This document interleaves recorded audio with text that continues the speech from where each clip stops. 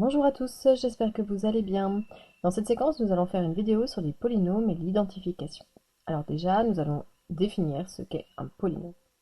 Donc un polynôme, ça va être une somme de puissance de x. Ça veut dire que par exemple, je vais avoir p de x égale 2x3 moins 4x2 moins 5x plus 2. Donc lui, on dit que c'est un polynôme de degré 2. 3, pardon, plutôt que 2, puisque c'est la puissance maximale de x ici. Après, ce terme de degré 3, il a un coefficient. Donc, on va parler du coefficient du terme de degré 3. Donc, son coefficient, c'est ce qu'il y a devant. Donc, lui, il sera de 2. Après, je vais pouvoir parler du coefficient du terme de degré, par exemple, 2. À ce moment-là, si je parle que du coefficient, c'est tout le chiffre qui est avec la puissance 2 pour x, c'est-à-dire tout ça, donc moins 4. Après, j'ai le coefficient du terme de degré 1. Donc lui, si on continue le terme de degré 1, c'est la puissance de x, c'est x puissance 1. Donc lui, ça va être moins 5. Et puis le petit dernier, qu'on peut dire le coefficient du terme de degré 0. Alors lui, si je le dénomine comme ça, eh bien ça va être plus 2. Or, en fait, on préférera, plutôt que de dire ça, de parler du terme constant. Donc, vocabulaire important à savoir. Donc, ce qui veut dire que ce qui va faire partie de la famille des polynômes, c'est des choses comme ceci. Attention, panneau danger. Premier panneau danger, c'est que si jamais j'ai ça, si j'ai f de x qui vaut 2x2 moins 10 sur x plus 4, ce n'est pas un polynôme à cause de la fraction, en fait, ici. X, c'est des puissances positives dont j'ai besoin. Donc ça ne sera pas possible. Donc ça, ce n'est pas un polynôme, on le défiera plus tard, ça s'appelle une fonction rationnelle. Par contre, les coefficients du polynôme peuvent être, elles, des fractions. Ça, il n'y a pas de souci. Si je définis comme étant q de x, 1 quart de x2 moins 0,25x plus 10,1 par exemple. Donc lui, c'est un polynôme, parce que c'est une somme de puissance de x, positive. Son degré, donc degré max ici, je suis à un degré de 2 pour x. Donc je vais parler du coefficient du terme de degré 2. Donc je vous laisse répondre le temps que j'écrive. Donc lui, c'est le chiffre qui est devant, c'est-à-dire en fait ça, donc un quart. Ensuite, le coefficient du terme de degré 1, donc puissance de x, ça va être tout ça, on fait attention de bien prendre le signe, donc moins 0,25. Et plutôt que de dire le coefficient du terme de degré 0, je l'appelle le coefficient constant. Donc ici, la constante, ce qui n'a pas de x, en fait, il y a un x, mais c'est x puissance 0, mais x puissance 0, ça vaut 1. Donc c'est tout ça, c'est-à-dire 10,1. Donc vous voyez que le premier, ça peut être une fraction, mais là, je suis une fraction avec des nombres. Alors que là, c'est pas possible d'avoir une fraction avec des x au dénominateur. Ça, c'est la première chose, donc au niveau de ce qu'il en est de la définition. Maintenant, on va aller chercher ce qu'on appelle pour nous l'identification. Donc, identifier, ça va nous servir à comparer. Ça veut dire que si j'annonce que deux polynômes sont égaux, pour faire qu'ils soient égaux, il va falloir qu'ils aient, en fonction des puissances, les mêmes coefficients. C'est-à-dire que le terme de degré 1 aura le même coefficient que le terme de degré 1, le degré 2 le même que celui de degré 2, etc., etc. Donc ici, il faut que les coefficients des différentes puissances soient égaux respectivement. Alors ça, c'est là, hop, en théorie. Vous irez voir les vidéos, j'ai détaillé plus explicitement, mais je vais vous montrer des exemples. Par exemple, premier polynôme, j'ai le polynôme p de x, qui vaut x moins 1 au carré. Alors si je vous demandais quel est son degré et quel est le coefficient de chacun des degrés, que répondriez-vous? Donc je vous invite à faire pause sur la vidéo, à chercher tout seul et à venir voir si vous avez juste.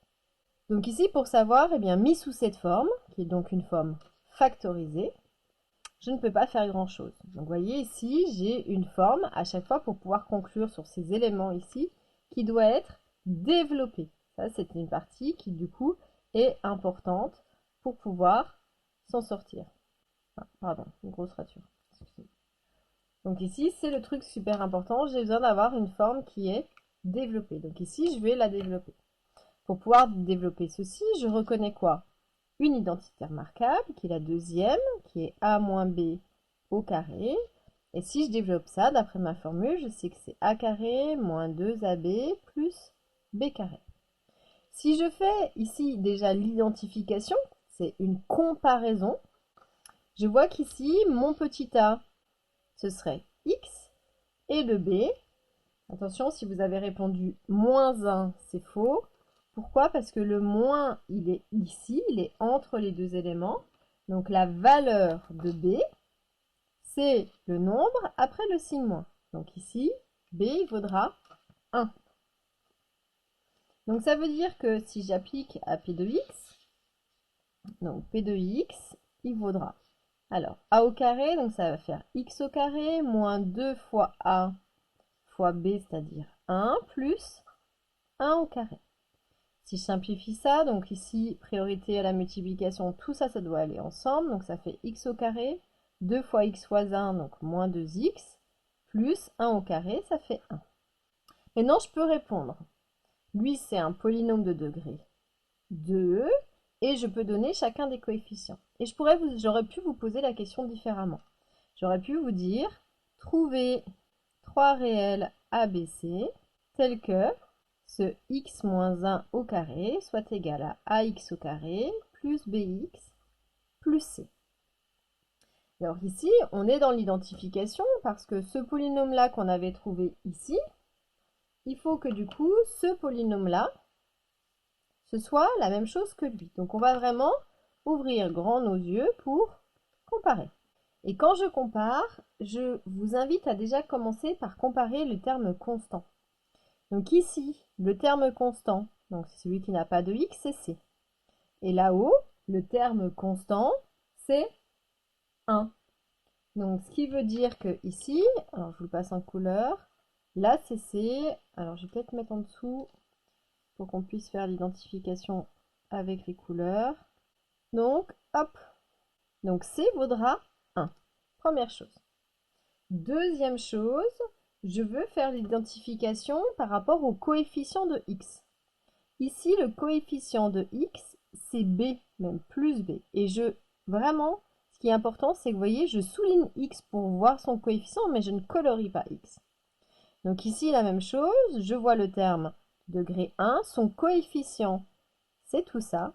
Donc ça voudra dire que b, il vaudra moins 2. Donc ça, c'est la deuxième chose due au code couleur. Je vous les mets pour que du coup, vous puissiez observer facilement. Et pour le troisième, je regarde du coup le terme en x carré. Ici, son coefficient, c'est a. Le terme en x carré, ici, ce coefficient, j'ai rien à colorer, mais en fait, il y a quelqu'un qui est invisible, qui est 1. Donc ça veut dire que a, il vaudra plus 1. Donc, vous voyez ici, mon identification m'a permis d'avoir 3 coefficients. Donc ça, c'est un premier type d'exercice. Alors celui-ci, il était simple, c'était pour vous montrer. Mais du coup, ici, on en aura d'autres. Je vous propose un deuxième type d'exercice que je vais vous proposer, qui va être par exemple de trouver deux réels, grand A et grand B, tels que, pour tout x qui appartient à R, on est 2 grand A plus bx plus a moins b qui vaut 4x moins 8. Alors, je vous laisse faire pause sur la vidéo, essayer de faire une synthèse de tout ce qu'on a vu, et puis venez voir si vous avez juste. Donc ici, encore une fois, si j'observe, à droite, je reconnais alors deux choses, soit une fonction affine, ce qui est vrai, soit aussi, si on est en termes de polynôme, ici, c'est un polynôme de degré 1, puissance maximale de x ici. Et à gauche, je vois, j'ai aussi un polynôme de degré 1. Ici, hop, la puissance maximale de x. Si on m'annonce que ces deux polynômes sont égaux, ça veut dire que les coefficients puissance à puissance doivent être égaux. Donc je vous invite toujours à vous questionner pour déjà chercher en lien avec le coefficient constant, à gauche et à droite, pour essayer de faire de la comparaison. Donc le coefficient constant, et on va commencer celui de droite, parce qu'avec des chiffres, donc c'est toujours plus facile. Ici, quand je vois 4x moins 8, le coefficient constant, c'est moins 8. Et à gauche, le coefficient constant, c'est ce qui n'a pas de x. Donc le x, il est ici rangé avec du monde. Donc ce qui n'a pas de x, c'est tout ça. On fait attention, c'est pas que A ou que B, c'est vraiment tout ce qui n'est pas, et c'est donc tout ça. Et donc, ici, ça me permet d'avoir une première équation qui va être A moins B est égal à moins 8. Première équation que j'obtiens due à ma première identification. Et bien ensuite, après, je vais remonter. Je vais me questionner de la même manière, mais maintenant avec le terme de degré 1. Et je vais chercher à comparer, utiliser vraiment de la couleur. Ici, le terme de degré 1, son coefficient c'est 4. À gauche, le terme de degré 1, son coefficient, donc ici il est là, le terme de degré 1, son coefficient c'est tout ça, parce qu'il y a en plus des parenthèses.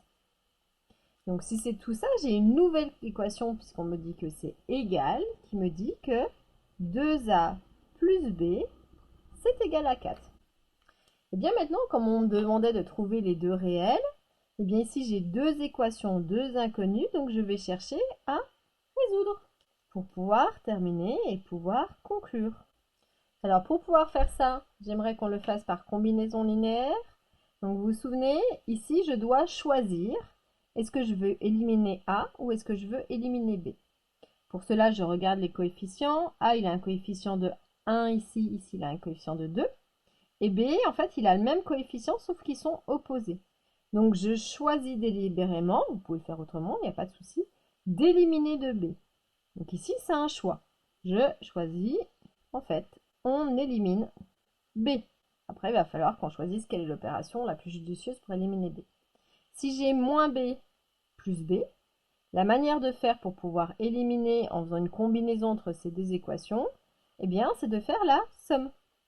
Si je descends de moins un étage plus remonter de un étage, j'arrive à 0. C'est l'objectif. Donc si je fais plus chez tout le monde. Donc verticalement, je regarde. Donc A plus A, ça m'en fait 3A. Je revérifie. Moins B plus B, j'en ai 0. Ça tombe bien, je voulais l'éliminer le B. Et ça, c'est égal à moins 8 plus 4, c'est-à-dire moins 4.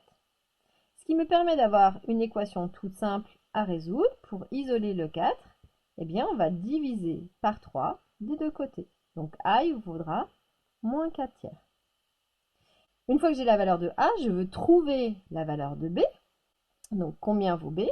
Eh bien B, je choisis à nouveau l'équation qui me paraît la plus intéressante. Donc on va regarder les coefficients. Là, j'avais un coefficient de 1 pour A, là j'avais un coefficient de 2. Là, c'est des coefficients simples pour les deux. Je vais plutôt avoir tendance à vouloir prendre la première. Et du coup, si je prends A moins B égale moins 8, et que je remplace la valeur de A, donc j'ai moins 4 tiers moins B qui vaut moins 8. Donc pour pouvoir faire ça, bien, je vais préférer du coup que ce soit lui qui aille de l'autre côté pour pouvoir un coefficient positif, et puis lui, je vais l'emmener du côté là. Donc c'est-à-dire que pour pouvoir faire ça, deux opérations en simultané, je vais ajouter B des deux côtés. Et pour éliminer mon moins 8, je vais faire plus 8 des deux côtés. Donc je vais avoir moins 4 tiers plus 8 qui est égal à plus B. Fraction à réduire. Donc ici, pour pouvoir calculer ça, réduction même dénominateur. Donc ça veut dire que B vaudra moins 4 tiers plus, donc sur 3 fois 8, 24. Et donc moins 4 plus 24, ça fait 20 tiers. Donc j'ai trouvé la valeur de B. J'oublie pas, comme j'ai un système et on me demandait de trouver, de donner la solution. Donc je vais l'écrire en rouge pour terminer. Qui va être S égale, donc la valeur de A c'était moins 4 tiers, et la valeur de B c'était 20 tiers. Donc voilà tout ce qu'il y a à savoir par rapport au polynôme identification. Ça nous a fait réviser aussi la résolution de système par combinaison linéaire. Donc vraiment, pour les polynômes, il faut bien que vous arriviez à reconnaître vos degrés, les coefficients. Ensuite, l'identification, bien comprendre que c'est la comparaison et que pour pouvoir identifier, il faut passer par la forme développée. Et après, je compare. Commencez toujours par la partie constante et après vous remontez degré à degré pour pouvoir vous en sortir. Donc soit c'est une identification simple, soit c'est une identification qui va nécessiter la résolution d'un système. Donc ici, ça va nous permettre de réviser tout ceci. Voilà, j'espère que cette vidéo vous aura aidé. En tout cas, pensez à la liker, à la partager, à vous abonner à la chaîne et je vous dis à bientôt pour d'autres vidéos.